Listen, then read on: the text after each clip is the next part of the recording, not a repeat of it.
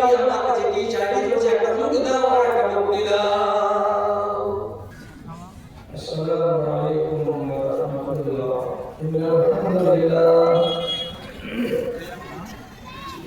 নাহমাদুহু ওয়া নাস্তাঈনুহু ওয়া নাস্তাগফিরুহু ওয়া না'উযু বিল্লাহি মিন শুরুরি আনফুসিনা wa min sayyi'ati a'malina.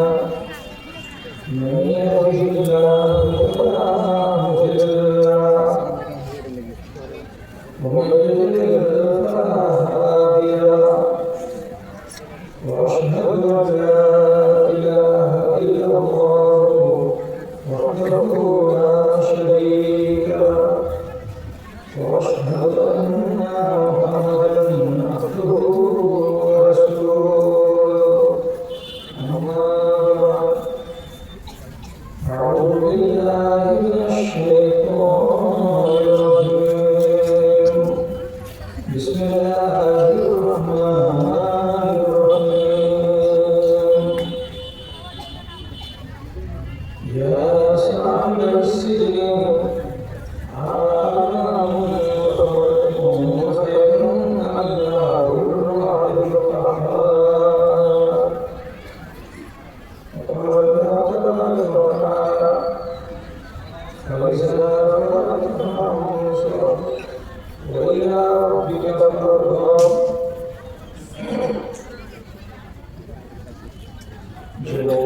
জীবনের ঝুলেছে তবু মনের যুবক আমি দিব্যি করে যাই সে কাজ আজও যে কাজ করবে তুমি, যে কাজ করবে তুমি। ধর্মের ভূমি আসাতে ভরা সেচ খাদ দেয় না কেউ, যার কাঁধে আছে দেখাশোনা ভার ঘুমায় পড়েছে সেও। সইতে না পেরে সেই করুণ দশা কোমর বেঁধেছি আমি, দিব্যি করে যাই সেই কাজ আজও যে কাজ করো তুমি।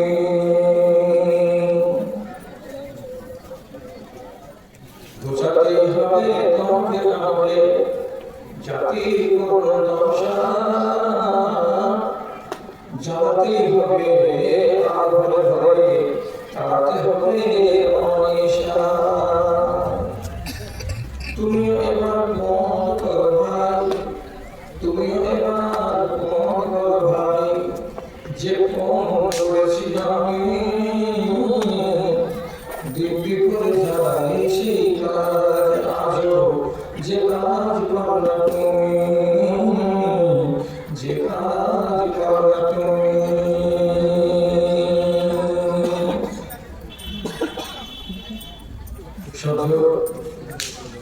সভাপতি সাহেব,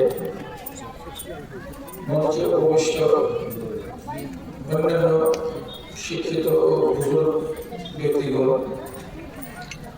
আমার সামনে বসে থাকা এই এলাকার বিভিন্ন প্রান্ত থেকে দিনের দলকে সাথে নিয়ে ইমানি বুকে নিয়ে উপস্থিত আমার প্রাণের ভাই বন্ধুগণ তথা মহিলা মহলের স্কুলের সামনে বসে থাকা আমার স্নেহের মাতা ভগবতীগণ, আল্লাহর শুকরিয়া আদায় করছি যে কিছুদিন পরে আমার আপনাদের সামনে এসে মুখোমুখি হয়ে একটুখানি মাতৃ জয় করার জন্য আপনারা সুযোগ দিয়েছেন। আপনি এসেছেন এখানে শ্রোতা হিসেবে, আমি এসেছি এখানে বলবো বলে খাতিব হিসেবে। আমার দায়িত্ব হচ্ছে সুন্দরভাবে নিজের কথাটাকে আপনার মন্তব্য পর্যন্ত পৌঁছে দেওয়া। আপনার দায়িত্ব হবে কান দিয়ে শুনে কথাগুলোকে হৃদয় অনুভব করা।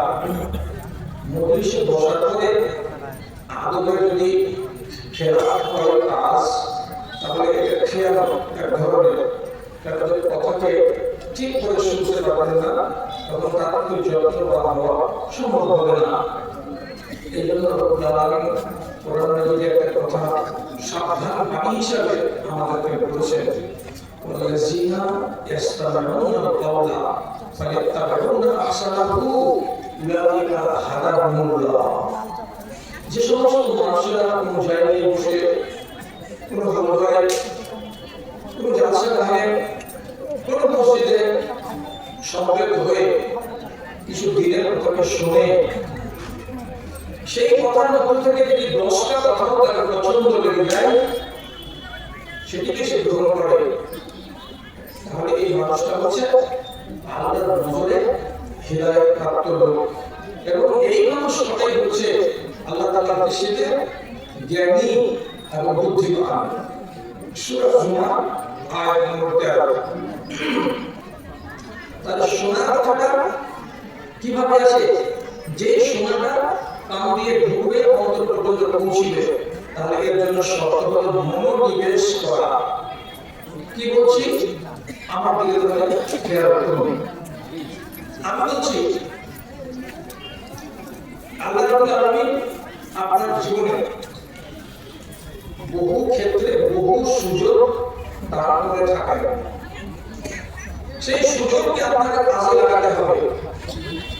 আরো বড় সুযোগ আসলে এই আশায় বসে থেকে আগেকার সুযোগকে হাতছাড়া করা যাবে না। কেন? হতে পারে আগে যেটা আসবে সুযোগ, এই ছেড়ে দেওয়া সুযোগটা চাইতে খারাপ আসবে, ভালো আসবে না। তখন আমি আফসোস করি, হায় সেই সুযোগটাকে কেন হাতছাড়া করেছিলাম। তার জন্য কোরআন মাজিদে একাধিক আয়াত আছে যে মুসলমান যে ক্ষেত্রেই হোক না কেন নিজের জীবনে যখন সুযোগ আসবে ভালো সুযোগকে হাতছাড়া হতে দেবে না, ভালো সুযোগকে গ্রহণ করবে এবং তার থেকে লাভ কমাতে চেষ্টা করবে। উদাহরণ কি দেব? ইমাম গজালি রাহমাতুল্লাহ আলাইহি একজন বড় আলেম হয়েছেন। তিনি তার নিজের কিতাবের ভিতরে লিখেছেন, এটা মিসাল দিচ্ছে, একটা উদাহরণ দিচ্ছে শুধু। তিনি বলছেন, যারা যৌবনকালে আল্লাহর ইবাদত করে না, তারা সুযোগকে হাতছাড়া করে। এর একদিন পস্তাতে হবে, এর একদিন আফসোস করতে হবে। মিসাল কি দিয়েছেন উনি? নিজের ছাত্রদেরকে বলছে, আমার ছাত্ররা তোমরা এই কথাটা ভুলিও না যে আজকে অবহেলা করে ইবাদতকে ফেলে রাখা আর আজকে তুমি পস্তাবে না, তার উদাহরণ তোমাদের দিচ্ছি। কি দিবেন হুজুর? ওস্তাদ কি উনি বলছেন, রাআইতু কাসীরাম মিনান নাসে, আমি বহু মানুষকে দেখেছি নিজের চোখে যারা বসে বসে নামাজ পড়ছে, হয়তো বা চেয়ারে পড়ছে, হয়তো বা টুলে বসে বসে নামাজ পড়ছে, কিন্তু বেচারা সাজদা দিতে পারে না। এখানে বসে বসে ইশারা করে রুকু করছে আর বসে বসে ইশারা করে সাজদা করছে, অপরটা জমিনে যায় না। তারপর জিজ্ঞেস করো, বাবজি আপনার কপাল জমিনে যায় না, সিজদা যেমন দিতে হয় ওরকম সিজদা হচ্ছে না আপনার দ্বারা, তা আপনার এই নামাজটা জিটা হচ্ছে তো? জিটা হচ্ছে? ওই জিজ্ঞেস করলে তো ঠান্ডা হয়ে যাবে। যদি তুমি এই কথাটা জিজ্ঞেস করো, আর বুকটা ফেটে চুরমার হয়ে যাবে, চোখ দিয়ে অসংখ্য পানি বেরিয়ে আসবে। কেন? দুধের স্বাদ হলে জীবনে মিটে না। সেজদার মানে হলো কপালটাকে জমিনে রেখে দেওয়া। আল্লাহ রাব্বুল আলামিনের সবচাইতে বেশি নিকটবর্তী হয় বান্দা কখন? যখন তার কপালটা জমিনে পড়ে যায়। বেচারি ক্ষমতা শরীরে নাই যে কপালটাকে জমিনে লাগায়, আর দূরে দূরে দেখে দেখে সুবহানাল্লাহ রাব্বিয়াল আ'লা করে সেজদা আদায় করে, বুক ফেটে যাচ্ছে, দুঃখে যায়। তাকে জিজ্ঞেস করো, যৌবনকালে কি করছিলেন? তখন তো কপালটা যেত, তখন কপালটাকে নিয়ে যাবো নিয়ে চাটায়, তখন অবহেলা করছিলেন না। সুযোগটা হাতছাড়া করেছো। আজকে একটা সুযোগ তোমার সামনে বয়স আছে, কিন্তু আর ওই সুযোগটা নেই, শরীর চলাটা তো কপাল মেঝেতে যায় না। ইকবাল কি বলছে कभी ये हकीकत मुंतजर नजर आने पास मजाज में कि हजार सजदे तड़प रहे हैं मेरी जबीने नयाज में अल्लाह তুমি আমার সাথে দেখা দাও আমার ফাটা চুড়া কাপড়ে আল্লাহ আমার গায়ে চিকন চিকন জামা কাপড় নাই একটা দরিদ্র মানুষ এই ভাঙা পোশাকে এই ছিঁড়া পোশাকে আমি তোমাকে ডাকতে আছি যদি তোমাকে দেখতে পেতাম আমার বাবা বলে হাজার হাজার সিজদা দিয়ে আসে আমি সব সিজদাকে ধর করে বের করে দিতাম শুধু প্রার্থনা করলে কষ্ট করে কিয়ামত দিন আল্লাহ রাব্বুল আলামিন একটা সাধারণ অর্ডার করবেন একবার সারা পৃথিবীর যত মানুষ আছে সমস্ত মানুষের জন্য একটা কথা আমি দেশবাসী ছেলে মেয়ে নর নারী সবার জন্য একটা অর্ডার হবে যে আমাদের দেখে একটা অর্ডার কি অর্ডার হবে يوم يكشف عن ساق ويدعون إلى السجود وهم لا يستطيعون কিয়ামতের দিন রব্বুল আলামিন তার নিজের পবিত্র পানির পিণ্ডটাকে খুলে দেবেন আর এরপরে কোটি কোটি মিলিয়ন মানুষের সামনে পাখানাকে যখন উদুল্ল করে রব্বুল আলামিন দেখাবেন আর তারপরে বলবেন যে দুনিয়ার মানুষেরা এটা হলো আমার পাওয়া আমি তোমাদের রব আমি তোমাদের মালিক আমার পাখানাকে সামনে দেখতে পেয়ে তোমরা এখন সাজদায় পড়ে যাও আমি দেখতে চাই কতটা তোমরা আমার প্রতি শ্রদ্ধাশীল এখনই জমিনে পড়ে যাও সবাই পড়বে সাজদায় কিন্তু সবাই বলতে হবে না তারপরে আল্লাহ বলেছেন খাশাতাতুন আবসারুহুম কারাহুম জিল্লা ওয়া কাদ কানু ইয়াদউনা ইলা সুজুদি ওয়া হুম সালিমুন একবার চেহারাটা যেন পয়দার মতো ঝাম হয়ে গেছে দুশ্চিন্তায় লজ্জার জ্বালায় বুকটা যেন কালো হয়ে গেছে চোখগুলোকে নিচু করে নিয়েছে এবং বেহায়ার মতো মুখখানাকে নিচু দিকে লটকে দিয়েছে আর এরপরে বোকার মতো হাসরের ময়দানে দাঁড়িয়ে আছে কোটি কোটি মানুষ সবাই সাজদায় গেছে আর জায়গা লাইনে 4টা 5টা 6টা 7টা 10টা 20টা করে বোকার মতো দাঁড়িয়ে আছে লজ্জাহীন হয়ে দাঁড়িয়ে আছে সাজদায় যেতে পারছে না কেন পারছে না যাচ্ছে না কেন আল্লাহ তাআলা বলেন দুনিয়াতে এদেরকেই ডাকা হয়েছিল সাজদার জন্য কিন্তু সেদিন তারা সুযোগ দেয়নি সুযোগটাকে হাতছাড়া করেছে তখন শক্তি ছিল গায়ে তখন তাকত ছিল গায়ে কিন্তু অবহেলা করার কারণে দুনিয়ার সুযোগটাকে হাতছাড়া করেছে বলে আজ কিয়ামতের দিন তার দ্বারা সাজদা হচ্ছে না আজকে ক্ষমতা ছিল তখন দিলাম না কালকে সেদিন দিতে পাচ্ছি না তাহলে ইশারা করতেছেন দুনিয়াতে দুই রকম করে আজকে পাচ্ছে না কেন যে কাল শুধু হাতছাড়া করে যাবে আর যদি সাজদা দিয়ে অবসর রাখতো তাহলে কিয়ামতের দিন একটা সাজদা লাগবে হাসরের ময়দানে সেটা দিতে তাকে কষ্ট হতো না রসের কথাই বন্ধুকে নিয়ে অনেক হেসেছো জানি রসের কথাই বন্ধুকে নিয়ে অনেক হেসেছো জানি কবর দেখিয়া আমি দুই ফোঁটা ঝরে তোমার আজো বাহির তোমরা রাত দিন তেরো সাবুন দিয়ে বাহির তোমরা রাত দিন তেরো সাবুন দিয়ে বড় মনের কালো ছাকালো হইনি তোমার আজো আবার বিষয়বস্তুটা বলে সুযোগটাকে হাতছাড়া করবেন না নাহলে যে বিষয়ে যে ক্ষেত্রে আপনি সুযোগ হারাবেন সেই ক্ষেত্রে আপনাকে আগে পছন্দ হবে আমাদের দেশে একটা রোগ নেই রোগটা হলো দুই জায়গাতে দুই রকম আমাদের বাপদাদার দেশ হচ্ছে বাংলার টাকা নেপালের জায়গা ওখানে সরকারের 90টা বেড়া ছিল হাড়ের রোগ মুখটা হয় না পাঠানোদের বিয়ে দিয়ে দিয়ে ও নিজে ছেলে হয়ে আছে এক বছর বাদ বলে ছেলে এটাকে यहाँ টাকা আর তুই এটা কাহা আছে কেন তো বেটা করে বাবা ওই দেশের লোক আমরা ছোট ছোট বয়সে মেয়ে ছেলেদের বিবাহ দিয়ে দিবে আর আমাদের পশ্চিমবাংলার লোক কি বেটি বড় হয়ে গাছ হয়ে দাঁড়িয়ে আছে বাড়িতে আর বিবাহের নাম নেই কিছু গার্জেন আছে এরকম আর কিছু মেয়ে আছে এরকম যেমন কিছু গার্জেনের কথা হলো কি মেট্রিকটা পাস করলো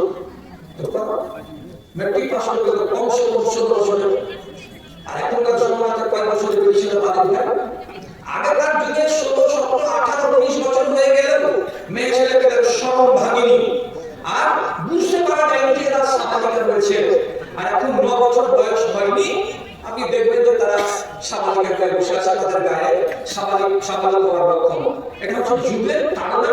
আর মানুষের মনের ভেতরে যত তাড়াতাড়ি জৈবিক চাহিদা তৈরি হবে, তত তাড়াতাড়ি মানুষ সাবালিক হবে। এগুলো দেখছে সমাজে, এগুলো দেখছে সমাজে, এগুলো দেখে দেখে দেখে দেখে মানুষ তাড়াতাড়ি সাবালিক হয়ে যাচ্ছে। 16 বছরে বিয়ে দিল না, মেট্রিক যখন পাস করা হলো, দেখতে গেলে একটা ভালো ফ্যামিলি, দিনদার পরিবার, খাওয়া দাওয়ার জন্য জমি জমা আছে। তারপর আমাদের বলছে যে মেয়ে বলছে যে একটু উচ্চ মাধ্যমিকটা করে নি, অত ভালো, এটাকে প্রস্তাবটাকে নষ্ট করে দিল।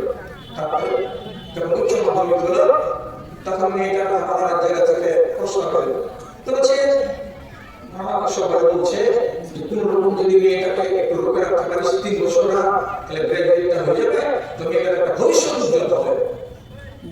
তো বিয়ে আমার একটা সুন্দর প্রস্তাব দিল, ওটাকে পাঠিয়ে দিল। মেয়ে বিবাহ করবে কি করবে না, ওর বাবা বলছে না, মেয়ে বিবাহ হবে না, দিল না। তারপরে যখন বিয়ে পাশ করা হয়ে গেল, তখন লোক বেড়ে গেল। কি লোক? বলছে আরে আপনি যদি বিয়েটা করে নিশ্চয় চাকরি পাবি, একটা পাবি, বিয়েটা করে শ্বশুর বাড়ি গেলে তো বউ করতে হবে, দিবে না তাকে বিয়ে করতে, বিয়েটা করবে। এবার বিয়ে করতে গিয়ে 2 বছর আবার বিয়ে দিল, ছেলে মেয়েটার বয়স হয়ে গেল 25 বছর। এবার এমএ খাতাকে রেখে দিবি, প্রাইভেটে এমএতে ভর্তি হলো, ওখানে আবার হয়ে গেল 3 বছর। একটা মেয়ে ছেলে 28 বছর বয়স হয়ে গেছে, এখনো বিয়ে হয়নি, 4টা 5টা প্রস্তাবকে রদ করে দিয়েছে যে না, বিয়ে দিব না। এখন অবস্থাটা কি হয়েছে? কি হয়েছে এর অবস্থা? তো আপনারা ধারণা করবেন না, নারীর যৌবনের দেশ যদি বাকি থাকে, নরের সংস্পর্শে আসলেই বাকি থাকবে। আর নরের সংস্পর্শে যদি কোনো নারী না আসে, তাহলে তার বিলেজ আপনি নষ্ট হয়ে যাবে অল্প দিনের মাথায়, এবং তার দিকে নজর উঠবে না, তার দেখতে ভালো লাগবে না। চুকার হয়ে গেছে पिछला हुआ पीड़ा पतेला ना खेले से तस्वीर आपकी दिल चाहता है खींच लूं तस्वीर आपकी चेहरा का एमन है 28 বছর বয়সের মেয়ে ছেলেকে হয়েছে কি অ্যালুমিনিয়ামের হাড়ি এবং জায়গা জায়গা ট্যাক্স হয়ে যেতে মেয়ে গাল ট্যাক্স মুখখানার চামড়া করে ভেতরে রং নেই, গ্লেজ নেই, 30 বছর ধরে বাবার বাড়িতে বসে আছে, বিয়ে করেনি, এখন কোনো যদি প্রস্তাব আসছে তো নয় বড় আছে বুঝছো যে এটা কি করে কি না করে স্ত্রীর সাথে ছিল, স্ত্রীদের মনে গেছে আমার দ্বিতীয় বিয়ে করবে, তখন বলছে আমার বেটিটা কমাবি আর তার বিয়ে দিব এমন একটা বেটা ছেলের সঙ্গে যে যার দুটা বাচ্চা এখন আছে, স্ত্রী মারা গেছে, দিদিরা তো কি করবি? আমাদের শেষ আমাদের ভাষা সাথে ভাই ভাই কথা বলে কোনো আমি এখন না আসল দিনের সময় চলে গেল, তোমার মেয়ে সাবাল হয়েছিল তখন তার বিয়ে দেওয়া, কিন্তু তখন বাপ এখন তুমি নির্লজ্জ, সামান্য লাভ দেখতে গিয়ে একটা মেয়ে ছেলে যৌবনকে নষ্ট করেছিল, একটা সাথে দেবে। রসুলুল্লাহ হাদিসে একটা উদাহরণ দেখায়, রসুল পরিষ্কার ভাষায় বলেছেন তিনটি জিনিসে বেটি ছেলেটি তিন চারটা বেটি ছেলে এখানে দেওয়া দেওয়া করছে, খারাপ একটু দেখে দাও, কোন ওই বেটি ছেলেটি দেওয়া দেওয়া সব মুখে চাপা করে প্রাচীন আসতে পারে বেটি ছেলে। রসুল্লাহ বলছেন লাভ সালাসিন তিনটা জিনিসের জীবনে দেরি করবে না, রসুল বলছেন দেরি করবে না। কি কি? যদি আসান করে যায় তখন বলি না কাপড়টিটা আগে সাফ করি, তারপরে গোসল করি, তারপরে নামাজ পড়ি, ফেলে দাও কাপড়কে, আগে নামাজ আদায় করো, নামাজের সামনে তাকে লেট করা যাবে না, কাজের বাহানায়। 2 নম্বর রসুল্লাহ বলছেন জানাজা তো জাহারা, যদি গ্রামের বাড়িতে কোনো মাইয়াত হয়ে যায়, মানুষ হয়ে যায়, খবরদার তাকে দেরি করবে না। আজকে বেলা 10টাতে মারা গেল, ভাটা হলো তখন বলছে আগামীকাল 10টার সময়, এত টাকা কেন করতে? উত্তর আসবে কি যে বড় ছেলেটা হায়দ্রাবাদে থাকে, বাবার ঘোড়ার কথা শুনে প্লেন ধরেছে, রাত 8টার সময় কলকাতাতে নামবে, রাত 8টার সময় 9টার সময় রাধিকাপুর এক্সপ্রেস ধরে সকাল 7টার সময় এখানে নামবে, তারপরে ট্যাক্সি ভাড়া করে বাড়ি আসবে, বাপকে দেখবে, তারপরে বাপকে পাঠিয়ে দেবে। একটা ছেলে আছে হায়দ্রাবাদে, তার জন্য তার বাপকে 24 ঘন্টা ধরে দেওয়ার পরে খাটে শুয়ে রেখে দিচ্ছে।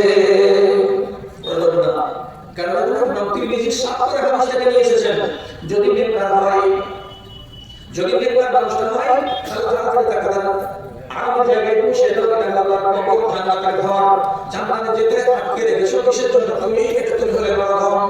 তারপরে তিনি দুই নম্বর কারণ দিয়ে বলছেন, লোকটা যদি জালিম হয়, মক্কর হয়, সুন্দর হয়, বাকি হয়, মক্কর হয়, সে যদি বদ্দিন হয়, তো তুমি জানো এই লোকটা মরার পরে সে কবরে আরাম পাবে না, জাহান্নামে তাকে যেতেই হবে। তাহলে একটা নরকম, একটা কবর যাওয়ার পরে জাহান্নামে হবে। এমন কবর পড়া মানুষটাকে কিসের জন্য নিয়ে তুমি বসে আছো বাড়িতে? ঘাট থেকে বসে টাকা তাড়াতাড়ি করে নাও, ভালো হলে নাও, মন্দ হলে নাও। মেইনটেনকে ফেলে রাখা দীর্ঘদিন যাবে না। কখন রাখবেন? খাল করতে যত টাইম লাগে, বাস কাটতে যতটা টাইম লাগে, গোসল দিতে যতটা টাইম লাগে, কাপড় পরাতে যতটা টাইম লাগে, এতটুকুই টাইম দিতে হবে, তার বেশি টাইম দেওয়া চলবে না। তিন নম্বর বছর হচ্ছে মেয়ে ছেলে যদি বাড়িতে স্বাভাবিক হয়ে যায়, বেটি হোক ভাতি হোক তাড়াতাড়ি করে তার রিস্তা দেখে নিতে হবে। এবং তো দিন তুমি দেখতে পারো না, শুধু বাহ্যিক নজরে ভালো লাগে দেখার পর কোন না কোন জায়গায় তার রিস্তা করে দাও, সংসারের হাল ধরবে, মেয়েটা নিয়ে জীবন বাড়াবে। এজন্য তাকে সামাজিক ব্যবহার করে আটকাতে হবে না। বুঝলাম, সুযোগ হাতছাড়া করতে গেলে হচ্ছে কি আমাকে আফসোস করতে হচ্ছে। আমি ইবাদতে দেখলাম নামাজে গিয়ে যে বড় খাসা করছে হাসরের মাঠে, আর এই দুনিয়ার মামলাতে এসে দেখলাম বিবাহতে গিয়ে অনেক লোককে খাসা দিতে হচ্ছে যে আমি মনের মতো বার্তা পাচ্ছি না, মনের মতো বার্তা পাচ্ছি না। দাদা সুযোগ হাতছাড়া করবেন না। আমি আপনাকে ঘরের কথা বলছি। হযরতে আবু সুফিয়ান রাদিয়াল্লাহু তাআলা আর আমর ইবনে আস আর সুহাইব ইবনে আমর, এই দুজন সাহাবী উমর রাদিয়াল্লাহু তাআলা দরবারে মদিনাতে কথা বলার জন্য এসেছেন। এমনি করে নক করলেন বাড়ির দরজায়। জিজ্ঞেস হলো কে? তো বলছে আমরা আবু সুফিয়ান এবং সুহাইব ইবনে আমর, আপনার সাথে কথা বলবো। তো হযরত উমর তৎক্ষণাৎ ভিতরে আসার অনুমতি দিলেন না, যে আপনি অপেক্ষা করুন বাইরে। তাই বসে আছেন। বিলাল সুমাস্তা আজানা, তার 15 মিনিট পরে কোন দিক থেকে হাঁটতে হাঁটতে হযরত বিলাল এসে হাজির হলেন। ফাস্টা আজানা, আস্তে আস্তে করে ঘরের দরজায় ফট ফট ফট ফট করে আওয়াজ দিলেন। ভিতর থেকে আওয়াজ এলো, কে? বললেন আমি বিলাল বিন আবি রাবাহ। যিনি বিলাল নামটা শোনা খারাজা আমরুল মুতাহাল্লিলান, হযরত উমর সাথে সাথে বাড়ির ভেতর থেকে হাসতে হাসতে হাসি মুখে বেরিয়ে চলে এলেন। কপাটখানা খুলে বাইরে এসে হযরত বিলালের ঘাড়ে হাত দিয়ে বন্ধুর ঘাড়ে যেমন মানুষ হাত দেয় ওরকম করে তার ঘাড়ে হাত চাপিয়ে দিয়ে একটা দুটো করে বইলে হাঁটতে হাঁটতে ভিতর দিকে চলে গেলেন। আগমনটি কে চেয়েছিল? আবু সুফিয়ান এবং সুহাইব ইবনে আমর, ওরা গাছের তলায় বসে আছে। আর আধা ঘন্টা পরে এলেন বিলাল, এসে তখন তিনি অনুমতি পেয়ে গেলেন। আর উমর রাদিয়াল্লাহু তাআলা তার ঘাড়ে হাত রেখে ভালোবাসা দেখাতে দেখাতে ভিতরে নিয়ে গিয়ে গল্প করতে লাগলেন। জানা শুনবে, আপনার জানা শুনবে, যদি খালি এখানে ভান্ডারিতে এলান করে দেয় যে আগে এই গ্রামের লোকেরা তোমরা ভান্ডারে যে খেয়ে নাও, তারপর তখন তোমরা আসবে অমুক গ্রামের লোকেরা, তাহলে তো ভান্ডারে টাকা পয়সা গাছ মাঝখানটা ভেঙে ফেলে দিবে। তোমরা আগে থাকবে আপনারা এখন বলে সইবে না মানুষ। এত বড় একটা কাণ্ড করছে যে আমরা বসে আছি আধা ঘন্টা থেকে, আর পরে এলো বিলাল আর একে দেখে নিয়ে ভিতরে চলে গেল। থামতে না পারে আবু সুফিয়ান জিন্দেগি কাটিয়ে দিল নেতৃত্ব করে বলে নেতা মানুষ। ও তখন নিজের সাথী সোহাইবের দিকে তাকিয়ে বলছে, রাজুলুন আসওয়াদ ইয়াতাকাদ্দামু আলাইনা। দেখো দেখো বুদ্ধিটা দেখো, খলিফাতুল মুসলিমিন উমরের। আমাদের আরব আমরা আর এই লোকটা বিলাল হলো, ওমর হলো, আমার হলো আরব দেশের সম্ভ্রান্ত পরিবারের লোক, আর ছেলেটা হলো গোলাম। আমাদের গায়ের চাঁদা হলো সাদা কাপড়ে, আর গায়ের চাঁদা হলো কালো। এই কালো চাঁদার লোক আফ্রিকা মহাদেশের লোক, আসে হলো একদিকের গোলাম। আর আমরা জীবনে কোনোদিন গোলাম ছিলাম না, আমরা চিরদিন ছিলাম স্বাধীন। আমাদের মতো স্বাধীন আরব বংশের লোক তাকে রেখে দিয়ে প্রাধান্য দিলেন কাকে? কালো চাঁদার একটা লোককে। দেখো ব্যাপারটা কেমন করে দেখতে পেলে? রাগটা এখানে দেখাচ্ছে সাথীকে।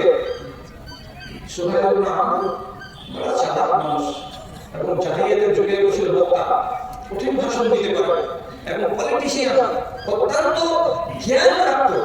মানুষের সাথে কি করে চলতে হয় বলতে হয় এবং অবস্থাকে ট্যাকেল করার আল্লাহ তাআলা তাকে যোগ্যতা দান করেছিলেন। ইসলাম কবুল করেছে করার পর আজকে এই ঘটনা হচ্ছে। তখন সুহাইল ইবনে আমর আবু সুফিয়ানকে বলছে ইন্নাহু বাদারা ইলাল্লাহি ওয়া রাসূলিহি ফানাল কবুলিয়াতা। হে আবু সুফিয়ান, বেশি ফ্যাশন করিও না, বেশি টেনশন করিও না, চুপচাপ বসে থাকো। যখন ডাকবেন তখনই যেতে হবে। আমাদের দুইজনের আগে চলে গেল বিলাল, তার জন্য দুঃখিত হওয়ার কি আছে, আপত্তি করার কি আছে? কেন হযরত বিলাল তার রবের ডাকে তাড়াতাড়ি সাড়া দিয়েছে। তাড়াতাড়ি সাড়া দেওয়ার কারণে তার কপালে জনপ্রিয়তা আল্লাহ তাআলা লিখে দিয়েছেন। এবং তুমি আর আমি আল্লাহর আমাদের রবের ডাকে সাড়া দিতে সময় নষ্ট করেছি, আমরা দেরি করেছি, আমরা সুযোগকে বরবাদ করেছি, সুযোগকে হাতছাড়া করেছি, যার কারণে আমাদের সম্মানটা পিছন দিকে পড়ে থেকে গেছে। জানো কয় নম্বর মুসলমান? প্রারম্ভিক কালে 5 নম্বর মুসলমান, আবার কোনো ঐতিহাসিকের মধ্যে 4 নম্বর মুসলমান, তাহলে এ হলো 5ম মুসলমান। কত তাড়াতাড়ি ইমান কবুল করেছে। আর তুমি আর আমি কত কবুল করেছি সেটার হিসাবটা মনে রাখবেন। 13 বছর নবীজি মক্কার জীবন কাটিয়েছেন। আবু সুফিয়ান ইমান আনেনি, সুহাইল ইবনে আমর ইমান আনেনি। 13 তারপর হিজরত হলো। হিজরত হওয়ার পরে 6ষ্ঠ সালের শেষের দিকে মক্কা যাচ্ছিল রাসূলুল্লাহ, আটকে দিল মুশরিকরা, দিব না ঢুকতে মক্কায়। শেষের বেলায় ওই 7ম হিজরি সনে চুক্তি হলো, সন্ধি হলো। কি বলে সন্ধি হলো? সারা দিন মাজার ভাষা করতে সন্ধ্যার দিকে যদি চুক্তিটা হলো, মুসলমানেরা এই কাফেরদের সঙ্গে চুক্তি করছে কি বলে শুনে দেখেন কেমন লাগে। এখন ধারা মুসলমানেরা আপনারা 1400 জন লোক এসেছেন, এইবার আপনাদেরকে মক্কায় ঢুকতে দেওয়া হবে না, খালি হাতে যেতে হবে। উমরা করবেন বলে এসেছেন, তো অত সুযোগ দেওয়া যাবে না, এবার চলে যাবেন। আগামী বছর আসবেন। 2 নম্বর, আগামী বছর আসবেন, তোমার 3 দিন থাকতে দেওয়া যাবে, এর বেশি মক্কাতে থাকতে দেওয়া যাবে না। 2 3 নম্বরে বলছেন আসবেন, তোমাদের সাথে অস্ত্র, তরবারি, বড় লাঠি, সোটা এগুলো থাকবে না, খালি হাতে আসবেন আর খালি হাতে তাদের দোয়া করে চলে যাবেন। 3 নম্বর। 4 নম্বর হলো কি? 4 নম্বরটা কি? এই সময়ের মাঝখানে যদি কোনো একটা লোক আমাদের মক্কা থেকে মদিনা চলে যায়, আপনি ফিরিয়ে দিয়ে দিবেন আমাদের লোককে। আর কোনো একটা লোক যদি মদিনা থেকে ফিরে চলে আসে মক্কায়, তাহলে আমরা সেই লোকটাকে ফিরিয়ে দেব না। ইনশাআল্লাহ এত হাইটা শর্ত বলা যায়। কোনো লোক মক্কা থেকে মুসলমান হয়ে যদি মদিনা চলে যায় তো তুমি ফিরিয়ে দিবা। আর যদি কোনো লোক আমাদের মদিনা থেকে পূর্বেকার দিকে ফিরে মক্কা চলে আসে তো ঘুরিয়ে দিতে হবে। সোজা সোজা বলতে হবে কি? আমি যখন ঘুরিয়ে দিব, তুমি যখন ঘুরিয়ে দিবে না, আমরা যদি দিব না, আমাদের চলে গেলে ফিরিয়ে দিতে হবে। এত হ্যান্ডটানো শর্ত সব লেখা হবে। লেখা তাদের ওপরে গেছে সন্ধির উপরে বিসমিল্লাহির রহমানির রহিম। যেমনি বিসমিল্লাহির রহমানির রহিম লিখতে যাওয়া, এই সুহাইল নাম তখন নবীজিকে ডেকে বলছেন, যদি বিসমিল্লাহির রহমানির রহিম লেখা মানি কোনো কথা নাই, আমরা বিসমিল্লাহির রহমানির রহিম লিখি না, এটা কেন করি না, এটা মানি না। আমরা বিসমিল্লাহ বিসমিহি তাআলা এই কথাটা লিখি, এটা লিখতে হবে আর রহমানির রহিমটাকে কেটে দিতে হবে। রাসূলুল্লাহ আলীকে বলছেন, আলী বিসমিল্লাহির রহমানির রহিমকে কেটে দাও আর ওই জায়গাটাতে বিসমিহি তাআলা লিখে দাও। আর আলী বলছেন, রাসূলুল্লাহ এত নিচু হবে এটা করব না। নবী বলছেন, না যেটা বলছে সেটাই করে দাও, কেটে দাও। আর আপনারা কোন কথাটা লেখো বিসমিল্লাহির রহমানির রহিম লিখতে দিলেন কে? নাম সুহাইল ইবনে আমর। তারপরে যখন লেখা শেষ হলো সব নিচে সই করতে হবে। নাম লিখবেন কি? মুহাম্মাদুর রাসূলুল্লাহ। তোমরা বাংলা কথা বলতে রাসূলুল্লাহ নাম লেখা কি? মুহাম্মাদুর রাসূলুল্লাহ। সুহাইল ইবনে আমর বলছে, আপনি আল্লাহর রাসূলের পরিচয় দিলেন, যদি আপনাকে আল্লাহর রাসূল মেনে নিতেন তো ঝগড়াটা ছিল। যদি আপনাকে রাসূল বলে স্বীকার করেনি তাহলে তো কোনো ঝগড়াই নাই, সব মিটে গেল। আপনাকে রাসূল বলে মানি না, তাহলে বড় ঝগড়া। আর আপনি কাগজে লিখছেন রাসূলুল্লাহ ওখানে আমাকে সই করতে হবে, এমন কাগজে আমি সই করবো না, আপনি রাসূলুল্লাহটাকে কাটেন তাহলে আমি সই করবো। কি লিখবো তাহলে সেই জায়গায়? নবীজিকে বলছে ওইখানে লিখতে হবে মুহাম্মদ ইবনে আব্দুল্লাহ, আব্দুল্লাহর বেটা মুহাম্মদ, এটা লিখতে হবে, রাসূলুল্লাহটাকে কেটে দিতে হবে। ওরে সুবহানাল্লাহ, এমন একটা মানুষের নাম হলো সুহাইল ইবনে আমর, বলছে আপনাকে রাসূলুল্লাহ লিখতে দেওয়া যাবে না। দিলুন না লিখতে 13 বছর মক্কার জিন্দেগিতে ঈমান আনলে আবু সুফিয়ান রাসূলের না। সপ্তম হিজরিতে সন্ধি হলো বা ষষ্ঠ হিজরির শেষ দিকে, আর অষ্টম হিজরির সময় মক্কা বিজয় হলো। আর মক্কা বিজয়ের দিন এই দুজনই লোক এসে রাসূলুল্লাহ খিমাসে বসে জায়গায় লাগানো, ওইখানে চুপি চুপি আড়ালে গিয়ে হাতে হাত দিয়ে ঈমান কবুল করছে। তাহলে হিজরতের পরে হলো 7 বছর, আর মক্কার জীবনের হলো 13 বছর।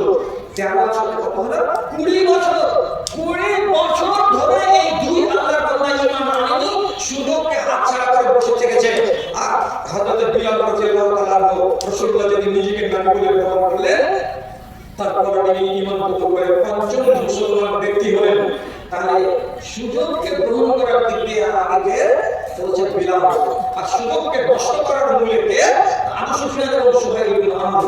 সুহাইল বলছে ওরে আবু সুফিয়ান, 1 মাস নয়, 1 বছর নয়, 2 বছর নয়, পুরো মক্কার জীবনে 13 বছর রাসূলুল্লাহ সাল্লাল্লাহু আলাইহি করেছি, এবং মদিনার জিন্দেগিতে আল্লাহ পাকের নবী 8 বছর 7 বছর আমরা কি করেছি? সুযোগগুলোকে নষ্ট করেছি। তাহলে ইসলাম আর দিক দিয়ে, ঈমান কবুল করার দিক দিয়ে সবচেয়ে প্রবীণ কে? বিলাল। আর আমরা কতদিনের নতুন 18-20 বছরে আমরা হলাম পরে। কারণে বলো কারণে বলো আবু সুফিয়ান এত চাপচুপ মানুষ, মুখটা রান্না করে রেখেছে, ঠিকই তো করেছি, এতদিন কিসের করে থাকে না? খালি সুযোগ মানবে কি মানবে না? আর এই হলো এমন লোকের লোক ফার্স্ট চান্সে মেনে নিল, তাহলে কতটা সুন্দর লোক, তাহলে চুল পায় না বসে থাকো, সুযোগ হাতছাড়া করার প্রেসার দিতে হবে। উমর রাদিয়াল্লাহু তাআলা যখন তোমাকে সুযোগ দিতে তুমি যেতে হবে। আফসোস করে আজকে আপনি যদি এরকম কোনো কাজ করেন, আপনাকে আফসোস হবে না? নামাজ একটা পড়ে নিন, ঢের বয়সের কালে করতে গেলাম, বয়সের নামাজ পড়তে গেলে নামাজ করে পড়তে হবে 11 রাকাত হচ্ছে তারাবি নামাজ বেতন মিলিয়ে, আর 4 রাকাত ফরজ আর 2 রাকাত সুন্নাত, এদিকে 6 রাকাত ওদিকে 11 রাকাত, 17 রাকাত নামাজ রমজান মাসে আপনাকে পড়তে হবে। হিসাবে চাইবে আপনার নামাজ চলবে 60 বছর বয়সে এখন আল্লাহকে ধরেছে, এখন মরার বয়সে দেখে পা তো তুই কোনটা 17 রাকাত নামাজ পড়বি? বসতে গেলে মাটি উঠতে গেলে লাঠি, আর 17 নম্বর গেলে হাঁটিয়ে হি করছে, কমর সজনে আর কমর ব্যথা করছে, আর কত রকমের সাইকিকা আইটিকা আর প্রেসার আর এশারের রোগে আক্রান্ত হয়ে আছে। তুমি বাকি রেখেছো নামাজকে বয়স হবে তখন পড়বো বলে, হ্যাঁ এই বয়সে আর হবে? ভারতবর্ষের একটা নাম করা রাজা মুরবাকালে কবিতা লিখেছিলেন, দার্শনিক কতটি জ্ঞান দিয়েছিল। কি বলছে? উমরে দারাজ মাকে লায়েত 4 দিন, উমরে দারাজ মাকে लायत 4 दिन, दुआ आरज़ू में कट गए वो इंतजार में। লম্বা সময় আল্লাহ তাআলার কাছ থেকে চেয়ে নিয়েছিলাম, সে লম্বা সময়ের ভিতরে অর্ধেক কি পয়সা লেগেছে শুধু খুঁজতে কাটে, ধনকে আর দৌলতকে, টাকাকে আর পয়সাকে, আর বাকি পয়সা শুধু আশায় কেটে গেল। আল্লাহ রাব্বুল আলামিন বলেছিলেন কোনো সময় পেল না। দিন জিंदगी के खत्म हुए, दिन जिंदगी के खत्म हुए, शाम हो गई, हैला के पांव सो गए कुंजे बाजार में। এই দুটো কাজ করতে করতে জীবনের যতটি দিন আমার মনে বরাদ্দ ছিল শেষ হয়ে গেল, দম চলে গেল, কবরের ভেতরে লম্বা হয়ে শুয়ে গেলাম।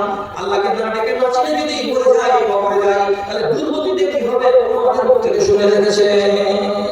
কথা সত্য, লোকটাকে ধরার বেলায় কথাগুলো বলেছিল, কথাগুলো সত্য।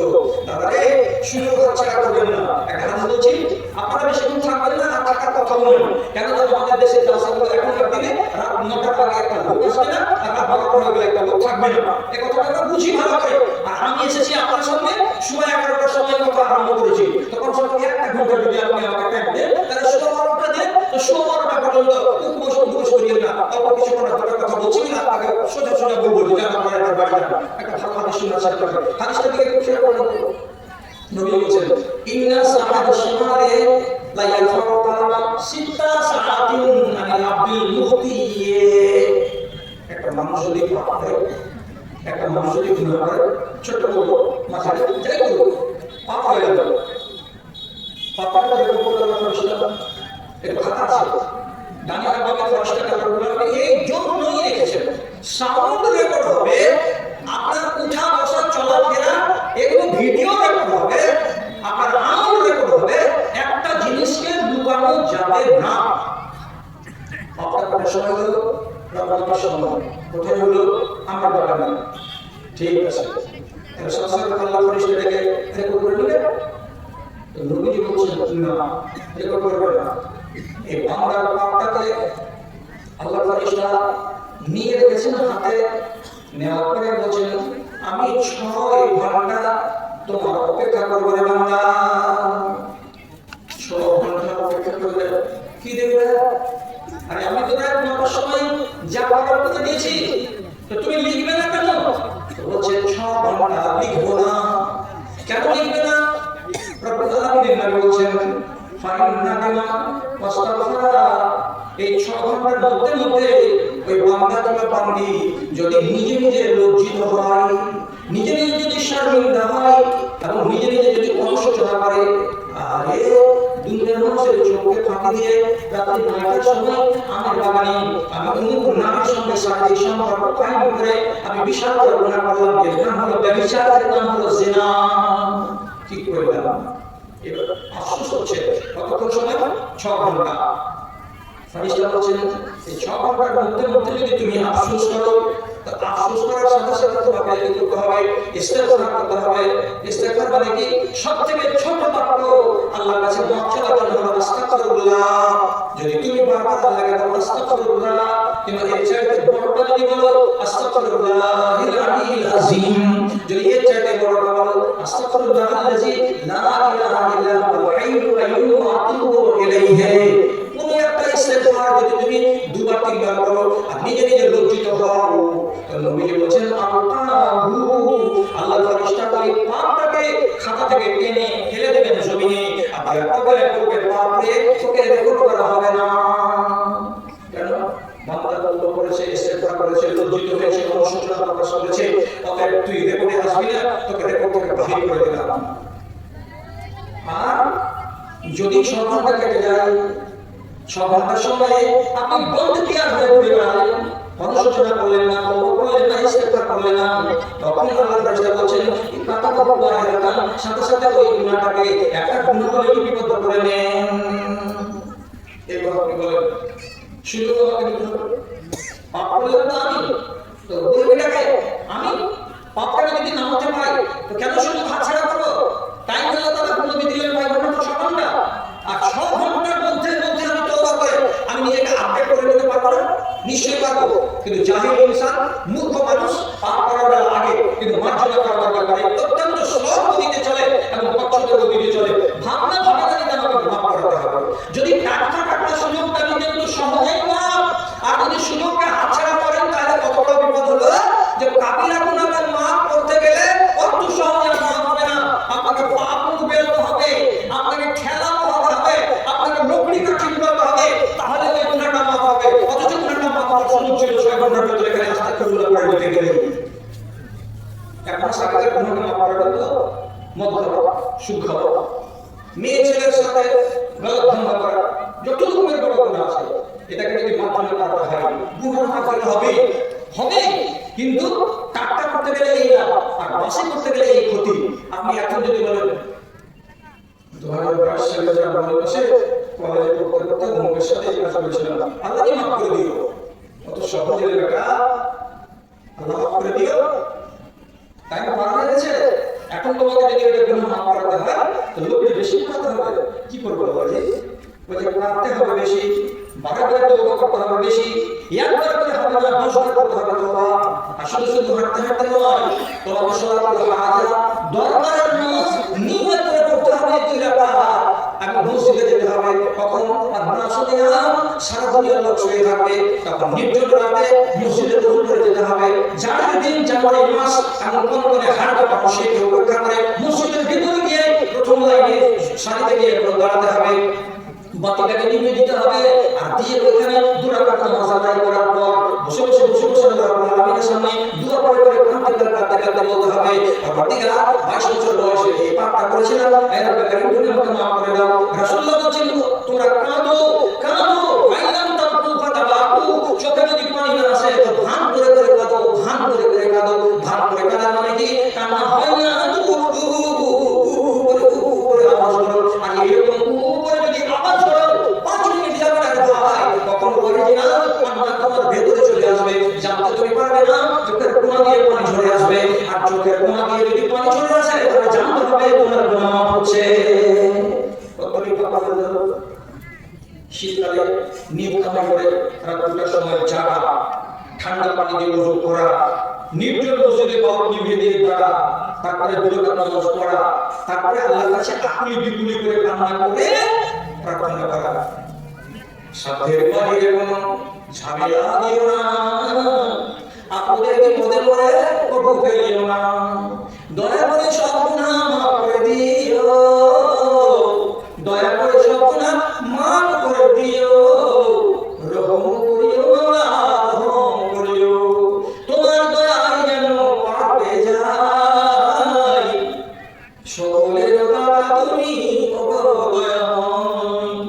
আল্লাহর কাছে আল্লাহ তাআলা বলেন তুমি যদি আমাকে এরকম করে ডাকতে পারো আমার নাম আল্লাহ রহিম আমার নাম আল্লাহ আমি মাফ করে দেই তারপরে নবীজি বলেন যদি তোমার সন্দেহ জাগে হলো কি হলো না তারপরে শুনতে হবে যদি যেতে পারো প্রার্থনা করে কালো ঘরের কাছে কালো ঘরের পূর্ব দিকের দেয়ালে একটা উঁচুতে একটা দরজা আছে তার নাম মুতাজামে হাত রেখে চোখের পানি ঝরিয়ে লাগা হলো রব্বে কারীম 30 বছর বয়সে কথা করেছিলাম আল্লাহ তুমি আমাকে মাফ দাও ওই জায়গায় কোন বান্দা যদি হাত রেখে কাঁদে আল্লাহ রাব্বুল আলামিন গ্যারান্টি দিয়েছেন তোমার কথা শোনা হবে এবং তোমার গুনাহ মাফ করে দেওয়া হবে তুমি যদি সেখান থেকে আরো আগিয়ে যেতে পারো 7 চক্কর দেওয়ার পরে শেষের বেলায় মারওয়া পাহাড়ের উপরে দাঁড়াবে আর 7 চক্করের শেষে মারওয়া পাহাড়ের উপরে দাঁড়িয়ে কাবাকে সামনে করে চোখের সামনে করো আর করার পরে হাত তুলে তুলে দাঁড়িয়ে দোয়া করো সেইখানে যদি দোয়া করতে পারো তাহলে তোমার সাথে মার্জনা হতে পারে তাহলে ইন্ডিয়া ছেড়ে দিয়ে ইন্ডিয়ার বাইরে যেতে হচ্ছে আমাকে একটা গুনাহ মাফ করার জন্য আর আমার মর্যাদা হচ্ছে মিনার মাঠে কাঁদতে হচ্ছে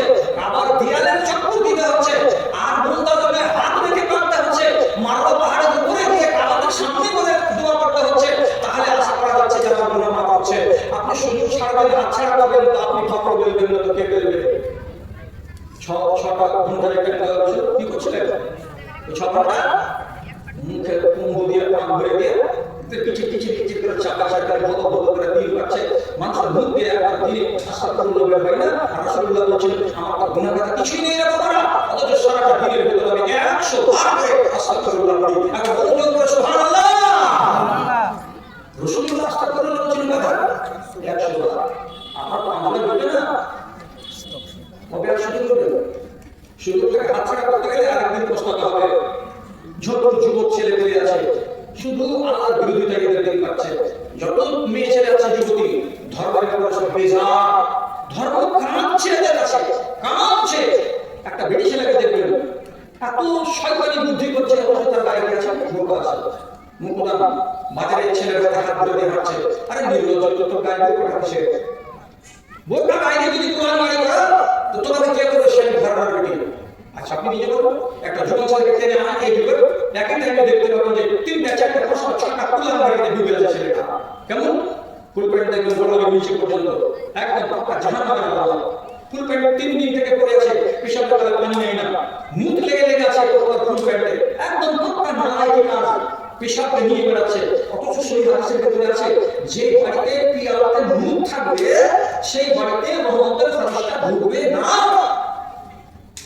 অনেক মানুষ মারা যায় রাতের বেলা পিয়ালাতে পেশাব করে সকালবেলা ফেলে দিতে হবে ফেলে দিয়ে বাসনে সাফ করে আবার রাখতে হবে রাসূলুল্লাহ পিয়ালা ছিল রাতের বেলা তিনি পেশাব করতেন হাদিসের তর্জমা হলো কি বাসি মুখে রেখে দিয়ে আবার তারপর দিন মধ্যে পেশাব করবে আবার তারপর দিন পেশাব করবে পেশাবকে জমিয়ে রাখবে না মাথায় কোন বাড়ি হলো তাহলে সেই বাড়িতে আল্লাহর রহমতের ফেরেশতা যাবে না তোমার ফুল প্যান্টে 5 দিন থেকে মুখ লেগে আছে তুমি কতক্ষণ লাগবে বুঝতে পেরেছো আর মনে করো তোমার মুখে দেখি তিরঙ্গা করা আছে এক হারামি তিরঙ্গা ছাড়া একটা ছেলে বাঁচাল তারপরে এই ছেলেটা যদি মাথা চুল দেখতে যাবে উপর দিকে একটা মাথা পিছন দিকে আরেক এই কত শয়তানের শয়তান কত লম্বা জামার গায়ে দেখতে পাবেন কোন না কোন নায়িকা কোন না কোন নায়কের ছবি দেখতেই খারাপ লাগছে জঘন্য লাগছে অথচ তার কোনো খেয়ালই নেই আর এর কত নিচে নেমেছে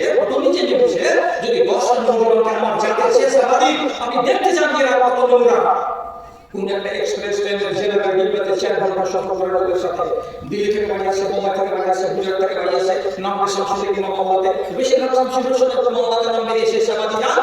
আপনি যদি পাক স্টেশনে আসেন তো নিজের মুখটাকে নিজে দিয়ে করে ওদের মুখের কথা শুনতে পারবেন না, এত জঘন্য ভাষা বলবে আর এত বেয়াদবি ব্যবহার করে ট্রেনের ভিতরে করবে, দেখে মনে হবে না যে মুসলমানের বাচ্চা। যৌবনকাল চলে যাচ্ছে, আপনি ধর্ম রাসূলুল্লাহ বলেছেন ইত্তাকিল খামসা খামসিন, 5টা জিনিসকে আল্লাহর নিয়ামত মনে করো। 5টা জিনিসের আগে বুঝবেন, 5টা জিনিসকে আল্লাহর নিয়ামত মনে করো। 5টা জিনিসের আগে কি কি? হাতে সময় আছে, ভালো কাজে ব্যয় করো, একদিন সময় থাকবে না।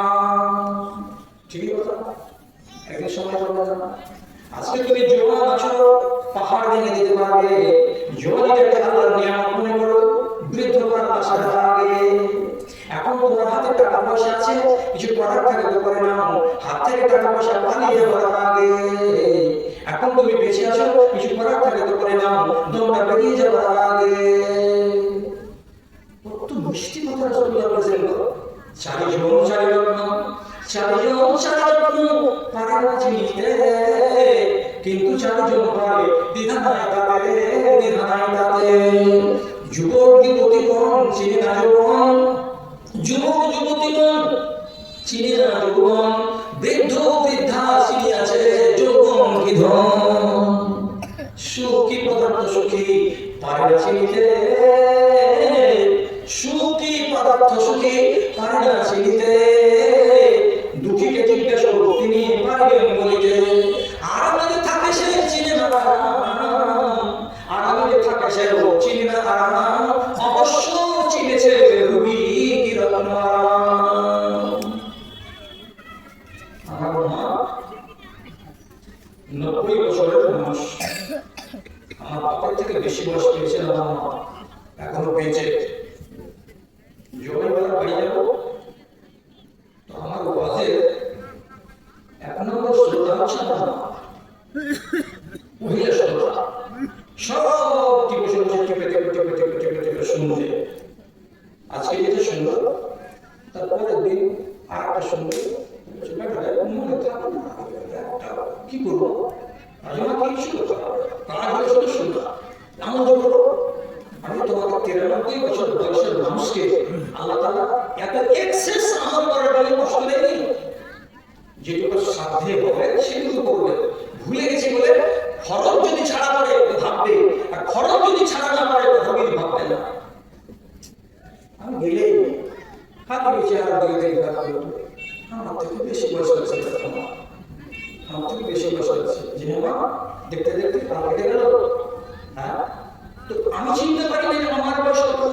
জোয়ান ছেলে বুঝতে পারে না যে আমি কোন বয়স আছে, বয়সটাকে আমি কোন কাজে লাগাচ্ছি। একটা সুখী মানুষ বুঝতে পারবে যে দুঃখ কাকে বলে, আর একটা শান্তশিষ্ট মানুষ যার গায়ে কোনো রোগ নেই ও বুঝতে পারে না যে রোগ কাকে বলে। তাকে বলতে তুমি বলছেন যে এইগুলো জিনিস তোমরা কি করো, গালি মারো। যদি তুমি রোগকে ব্যথাকে বেদনাকে বুঝতে না পারো, তাহলে ক্যান্সার হসপিটালে যেয়ে দেখো।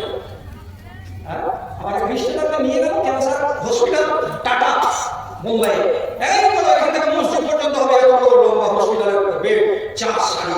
আল্লাহ, আর রবিতে কি ভরে রেখেছে, আর পেটে এরকম মোটামুটি ভরা আছে, আর কোনখানে কি ভরা আছে, সব ক্যান্সার রোগী। যে ছেলেটা হেলবার গেছিল আমার বিহারটাকে সিটে রেখে দেওয়ার পরে উনি যে সুতা আছে একটা নেজাতে বেহোশে কি হয়েছে, ওই যে আমি একটা কেন এত রোগ হয়, আর এইরকম রোগ হয়। হ্যাঁ, কার কোনখানে কি ভরা আছে, কি নমাজ আছে, কার গলা কাটা, কার পেট কাটা, কার কি কাটা, হে রব্বে তুমি আমাকে কত ভালো লেগেছ। ইবনুল জৌজি রাহিমাহুল্লাহ একটা বই লিখেছেন বাহারুদ দুমুর। এটা হচ্ছে পরবর্তী যুগের জ্ঞান মানবার জন্য বই, এটা হাদিসের বই নয়। উনি লিখছেন একটা লোক জঙ্গলে বসে আছে, তো চার এই জায়গাটাকে ঢেকে আপনি আবার বলছেন আলহামদুলিল্লাহ আলহামদুলিল্লাহ, বারবার বলছেন আলহামদুলিল্লাহ, আর মাঝে মাঝে বলছেন সুবহানাল্লাহ। একটা সুস্থ মানুষ শিকার করতে করতে জঙ্গলে চলে গেছে, আর যাওয়ার পরে ওই লোকটাকে দেখেছে, দেখার পরে জিজ্ঞেস করে বলছে বাবা তোমার কাপড় কই? বলছি বাবা আমি বাড়িতে থাকি জঙ্গলে থাকি কাপড় বানাই আলহামদুলিল্লাহ এটা কি পরে আছো বলছি চাটাইটাকে পরে আছি সব জিনিস অনেক দিন ধরে পরে আছি আমার সব কথা আছে কাপড় নাই তুমি আলহামদুলিল্লাহ ভাত খাচ্ছো না কি খাচ্ছো ফলমূল যদি না পাও গাছের কথা কিছু না কিছু পাওয়া যাওয়ার জমিনে এগুলো খাচ্ছি রুটি বাংলা দেন না আলহামদুলিল্লাহ আজব ইনসান ওই হালাতেই বলছে আলহামদুলিল্লাহ আর একটা খানিক রাস্তা যাওয়ার পরে একটা লোক দেখতে পাচ্ছে দুই চোখের পানা চুপচাপ পড়ে আছে আর আল্লাহ তাআলা শুকরিয়া আদায় করছে তো বলছে আপনি শুকরিয়া আদায় করছেন কেন তো বলছে চোখ দুটো না এটা ঠিক কথা কিন্তু মুখ খারাপ করলে আমি ঠিক রেখেছেন মুখ দিয়ে জিকির করতে পারছি আল্লাহকে ডাকতে পারছি তবে এমন মানুষ আছে যার মুখ বন্ধ হয়ে গেছে আল্লাহকে ডাকতে পারে না তার জন্য যে ব্যক্তি ডাকতে পারে না দেখতে পাচ্ছে আর আমি দেখতে পাই না আল্লাহকে ডাকতে পারছি আমার মুখ কাছে কোন আছে জাগ্রত আছে তার জন্য আমি বারবার করে আল্লাহ তাআলার কাছে তাসবিহ করছি আলহামদুলিল্লাহ লাগাইছি অতএব ওই লোকটা চাইতে আমি ভালো আছি তার জন্য মাঝে মাঝে আমি বলছি আলহামদুলিল্লাহ আলহামদুলিল্লাহ আলহামদুলিল্লাহ না না পার হয়নি কে দিলে কার এটা হ্যাঁ আচ্ছা একটা দাম পেয়েছি কথা তো আরেকটু করে দিয়ে ধান আপনারা কাছে ছেড়ে দেবো আগের বক্তাটাকে একটু তাড়াতাড়ি রিলিজ দিয়ে ইস্তাহার লেখা ছিল সে বলেও ঠিকই আছে এটা আমি নিচে একবারে হ্যাঁ তো বলছিলাম যে সুযোগকে হাতছাড়া করিয়েন না এই কথা বলতে গিয়ে এই কথা বললাম একটা শেষ করে হাদিস বলে আর হাদিসটা বলতে গেলে ইনশাআল্লাহ পরিবেশ সারা হয়ে যাবে তখন আপনাকে বলবো আপনারা যেতে পারবেন সেটা কি রাসূলুল্লাহ গ্রাম বেড়াতে গেলেন বেড়াতে গিয়ে দেহাতি বেড়াতে গেলেন তো দেহাতি বলেন কি রাসূলুল্লাহ যতটুকু সম্মান করা করল বা করলেন সাহাবী এবার তখন রাসূলুল্লাহ বলছেন ওয়া একবার এসো মদিনা তুমি তো এখানে লোকালে বাস করো একদিন মদিনা এসো আমার বাড়িতে মেহমান হও মদিনা মসজিদে থাকবেন নামাজ পড়তে তো কেমন লাগবে এসো একদিন তো ইনশাআল্লাহ ঠিক আছে আসবো 15 দিন 20 দিন এক মাস পরে দেহাতি চলে এসেছে মদিনায় রাসূলুল্লাহ তার ইজ্জত সম্মান করে তাকে মেহমানের মতো করে তাসিল করে বসতে দিলেন খাবারের পরালেন তারপরে গল্প করতে করতে শেষে তো রাহমাতুল আলামিন নবী তাকে একটা কথা দিয়ে বলেন চাও কিছু কি না কিছু চাওয়ার আছে তারপরে যদি কেউ সুযোগ দেয় মুখে মুখে কিছু চাওয়া অবস্থা দেখে না বলবেন দুনিয়া একটা সামনে রাসূলুল্লাহ তিনি হলেন দিনের কান্ডারি উনার কাছে সবকিছু পাওয়া যায় তো উনি যখন নিজে থেকে প্রস্তাব দিয়েছেন যে তুমি কিছু চাও আমি তোমাকে দেবো তো এই দেহাতি লোক কি আর চাইবে তখন বলছে না আপনি না কাবুহা একটা উন্তিনি দেন পাকড়া দেখে উঁচা দেখে বড় দেখে ওই উন্তিনিটা নিয়ে যাবো বাড়িতে আর চলে বেড়াবো এখানে সেখানে আরব দেশের লোকের কাছে যদি একটা মজবুত উন্তিনি থাকে তাহলে লোকটাকে জানতে হবে মারুতিবারের একটা মালিক এই দেশের মারুতিবারের যা সম্মান সে যদি একটা লোকের কাছে লুকান হলো তাই সম্মানের আমার লুট নাই আমি একটা টাকা লুট দেন ওটা আমি চলে বেড়াবো বাজার যাবো হাটে যাবো বিক্রি করে যাবো এটা আপনাকে দিতে হবে আর কি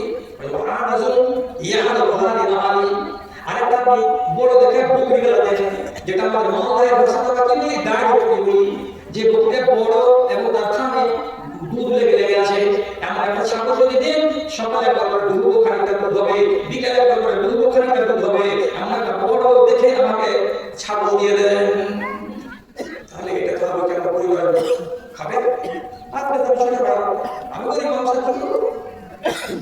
রাসূলুল্লাহ চাওয়া শুনে বলছেন আযাতুম আন তাকুনা মিসলা আজুজে বনি ইসরাঈল এই আব্দুল্লাহ তুই যে একটা বেটা ছেলে তো বনি ইসরাঈলের একটা বেটি ছেলে তো সম্মানিত মাথা নাই নাকি ওই মেয়ে ছেলেকে যেটা বুদ্ধি ওই বুদ্ধির সমাধি তুই বেটা ছেলে হলে তোমার কাছে নাই নাকি একেবারে ব্যর্থ হয়ে গেলে তুমি ওই মেয়ে ছেলেকে বুদ্ধির কাছে আর বুদ্ধির কাছে তোমার বুদ্ধির কোনো মূল্য নাই যতটি ডান্ডা করে সাহায্য বিশেষ করে চলে করে বলছে মানুষ বুদ্ধি কেমন কথা বলছে কি কথা এটা তার রাসূল বলছেন মানুষ বুদ্ধি একটা বিশাল কথা আছে পিছনে ওই জন্য আমি এই কথাটা বললাম একে ওই মেয়ে লোকটার সমান বুদ্ধি দেয়নি জানো তোমরা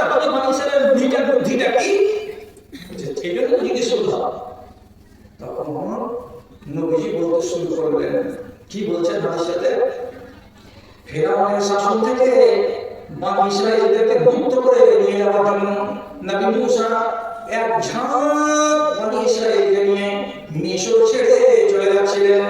যখন গ্রাম থেকে বাইরে বের হলেন, চেনা রাস্তাগুলো আঁধারে পড়ে গেল, একটাও রাস্তা কাউকে চোখে পড়ে না।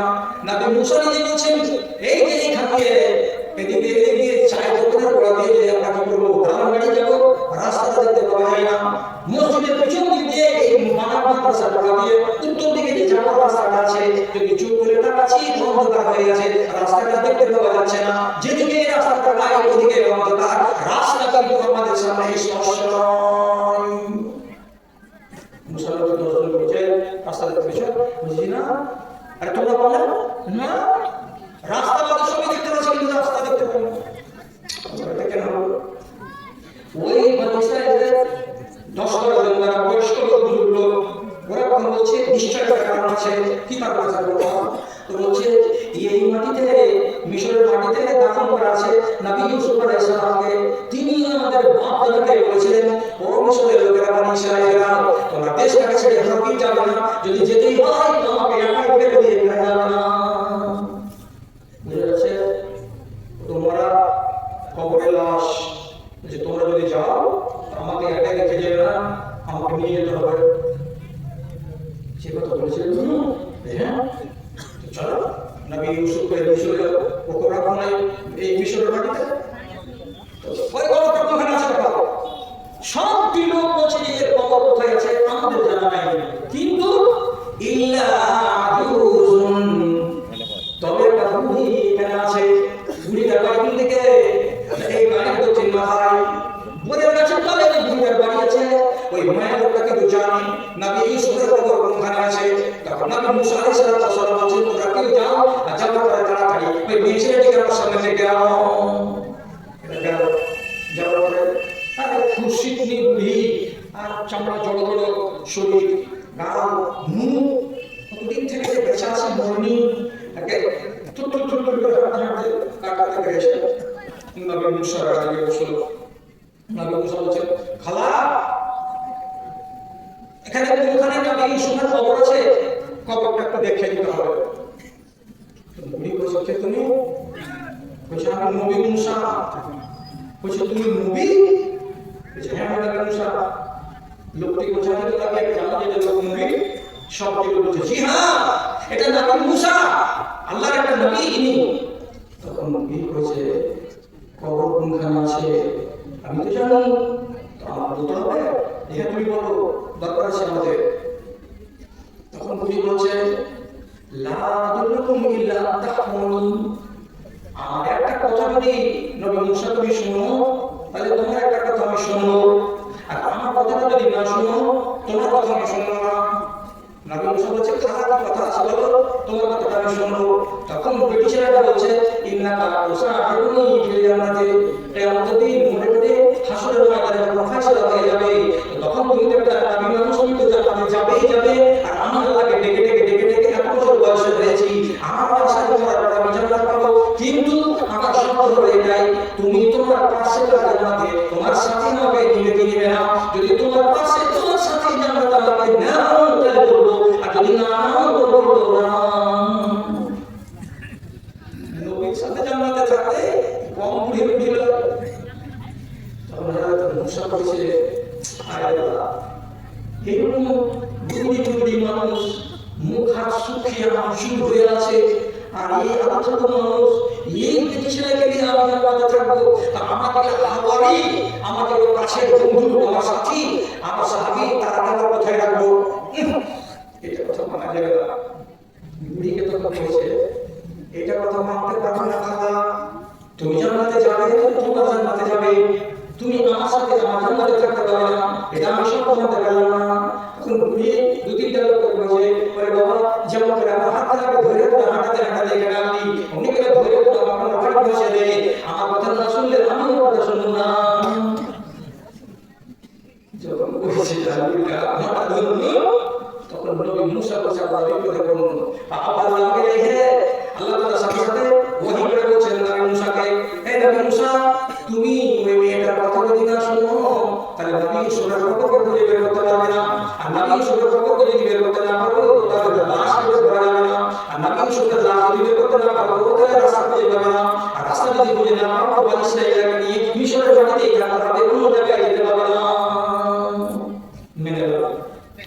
শেষে নবী মুসা বলছে মাই দিলাম আল্লাহ, তোমাকে আমি জান্নাতের সাথে করে নিয়ে রাখবো, বলো কোথায় আছে। তখন থরথর করে ঘুরি, দু তিনটে সাথে করে নিয়ে যেতে যেতে যেতে যেতে একটা এই মাদ্রাসার গ্রামের সমান একটা বিরাট ঝিল পুকুর আছে, কিছুটা পানি আছে ওই পুকুরে। তখন জায়গাটাকে দেখিয়ে দিলে হাঁটা করে নিয়ে যায়। তারপরে বলছে যত টাকা লোক আছে তারা 1000 5000 7000 বাল্টি নিও, আর এক বাল্টি করে পানি তুলো ফেলো, পানি তুলো ফেলো, পানি তুলো ফেলো। যখন 2000 5000 লোক বাল্টি নিয়ে পানি ফেলতে শুরু করলো, আবার মনের মধ্যে জায়গার পানিগুলো সমস্তকে সাফ করে দেওয়া হলো।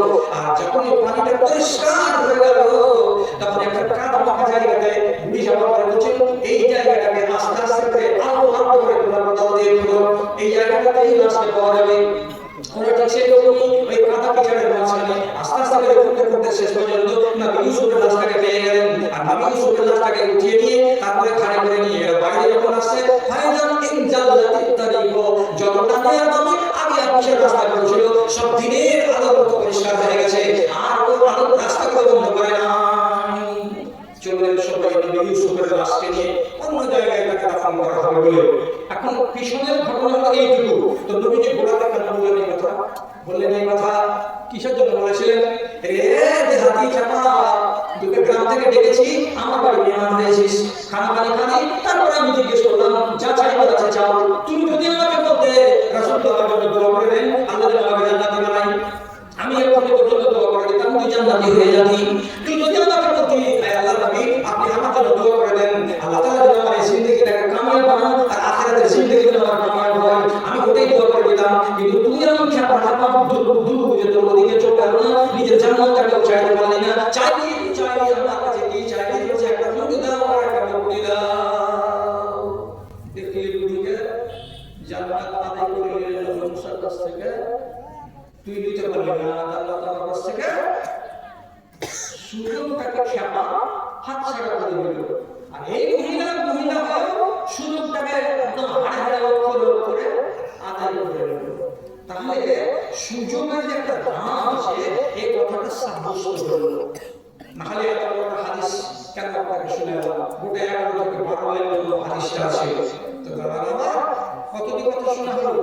12টা 16টা কথা বলতে লেগেছি, এখন 11টা, তো এখন বলছি 12টা 40 মিনিট। আমার মজলিসটাকে সাথে শুনতে হয়ে যাবে আরো 20 মিনিট, তারপরে আমি ছুটি দিব। কিন্তু কথাটা হলো এই, তার চিরকালের রাখবে কি আপনার কাছে যে দিতে পারবো এখানে দিয়ে যাবো। একটা নেগড়া ঘাট বলছিল, ওই পয়সা দিয়ে যাবো, পয়সা দিয়ে যাবো, ওই যদি না হয় পানে উঠবো নাকি লোক কাজে আমি বললাম কি আমি শেষের বেলাতে লোকের কাছে টাকা চাই, আমি কোনোদিনই লোকের কাছে 1000 টাকা চাই না বিদায়। শুধু এইটুকু বলি যে আকার কথা তার আমার যত টাকা ছিল সব উঠিয়ে দিয়েছে। আর নাজমুদ্দিন মুরমুরি আর এই আমাদের প্রধান প্রাক্তন প্রধান এই গ্রামে গ্রামে বেরিয়ে যতটুকু টাকা ছিল মেয়েদের ছেলেদের সব আদায় করে নিয়েছে। দিতে লোকেরা আর বাকি নাই, সব দেওয়া হয়ে গেছে।